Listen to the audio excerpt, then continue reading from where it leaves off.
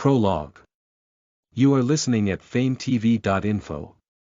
Before I knew it, I found myself standing in a dungeon with a sword and a shield. I couldn't help but do a double take at the sword in my hand. It's a double-edged western sword commonly seen in video games, with a shiny, polished blade that could virtually reflect my image and a lion ornament at the hilt, which is very cool. It's cool and all, but that's not the main point here. What's this? I'm just your average salaryman. I don't remember having anything to do with dangerous items like swords and shields at any point in my life. Moreover, this place I'm standing at right now, at first glance, it looked like a cave that formed naturally from a hollowed-out rock surface, but upon taking a closer look, there were strange murals painted on key points of the wall and a mysterious light source provided just enough light to explore the area. No. Even with that, I couldn't just convince myself that this is some unexplored historical ruins. There was a decisive thing that completely ruled that idea out. I could see a large treasure chest with the lid open at the end of the passage. Isn't this just exactly like a dungeon in a video game? My sudden outcry echoed pointlessly through the cave. I don't get this. I really don't understand what any of this was at all. Wait a minute. I'm pretty sure that yesterday, it was a day like any other. As per routine, I did my work and left the office as usual, and then, that's right, while I was waiting for the traffic light on my way to the train station, I found an interesting article while I was killing time on my phone, an in-depth analysis of the classic RPG BB that's been buried in time. When I was a student, I was really into an RPG called Brave Blade, or BB for short. It was quite a tragic game.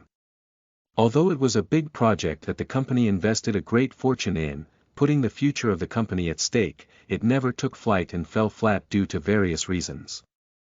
Drawn in by the nostalgia factor, I clicked on the link without a second thought. 5 things you need to know to get the most out of BBA profound multi-scenario, multi-ending game that has been re-evaluated over time. Weave your own history with the History Junction system. Real-time sword. Fighting battles where instincts and wits collide.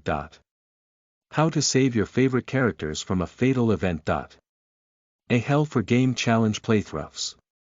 A substantial amount of additional elements and changes. The link opened to a web page that filled my entire screen with bright dancing words. Just the titles alone were enough to wash over me with a wave of nostalgia. The page also attached an illustration of 2 of the most popular characters in the game, Prince of Light, Ein, and Lone Wolf Adventurer, Rez, ready in position for an intense clash. I couldn't help but smile at the sight of that.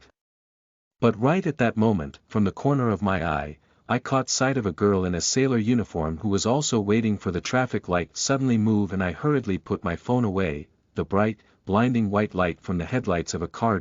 A girl in uniform frozen in the middle of a pedestrian crossing.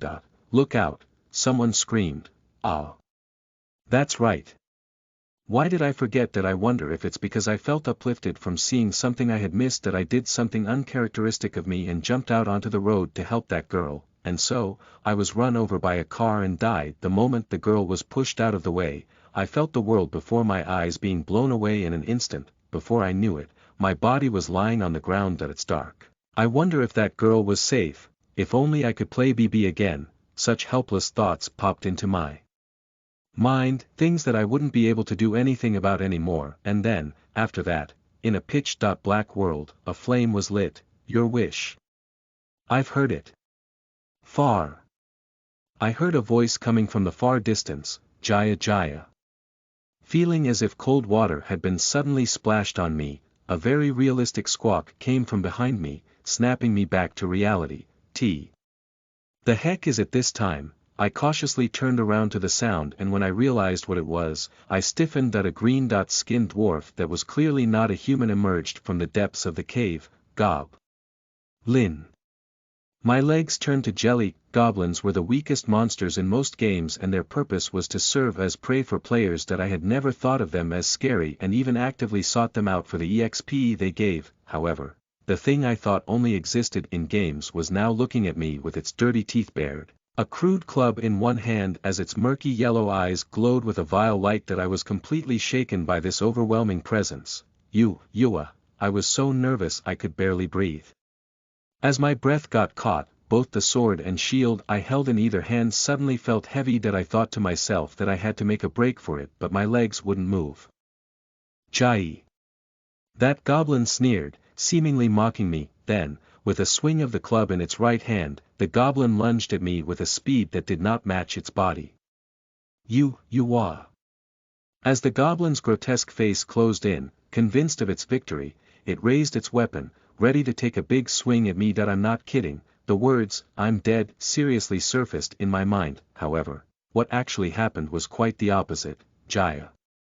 The moment it felt like the goblin had entered within range of my blade, my body moved instinctively, not moving backwards to retreat but instead charging forward. My body moved as if it was faithfully reproducing movements it had been trained to do for many years. I took a step to the side to dodge the club swinging down at me, and with my right hand I drew my sword and cut off the goblin's head. The body of the tiny goblin lost all momentum and fell to the ground. Meanwhile, the club which had lost its owner bounced off the ground and rolled to the side. I couldn't process what had just happened. I could only stand there, stunned. Did I do that? I naturally had no idea how to wield a sword, for me to be capable of something like that. Someone like me isn't. However, the strange occurrences did not simply end there. The body of the fallen goblin glowed, and its flesh broke down into tiny particles. Wah! The particles dancing in the air flew at my left hand as if being sucked in. A few seconds later, silence returned to the dungeon as if there were no goblins around. To begin with, what on earth is this? It feels like a game. Then it hit me the instant those words left my lips. Game. Brave Blade. In that game, I'm sure there was a setting where the magic of a defeated monster is sucked into the left hand of the character who defeats it, which is then converted into EXP. Nah, it can't be. There's no way that would be the case. However, when I thought about it, the appearance of the goblin and the design of the sword I wielded, it all gave me a strange sense of familiarity. If I connected it to the scenes I saw in the game, Brave Blade, I hurriedly raised the sword in my right hand to double-check. Staring at the blade that was so polished it could double up as a mirror, my eyes rounded in surprise at the reflection, my reflection, that I saw.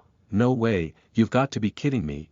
I was shocked because the face reflected on the blade should have been mine, but it was one that looked nothing like me. It was the face that belonged to the lone wolf adventurer in the illustration I saw right before my death. It was the face of Rez Torin, a character from the game Brave Blade. Listen to the full novel at FameTV.info, direct link in the description.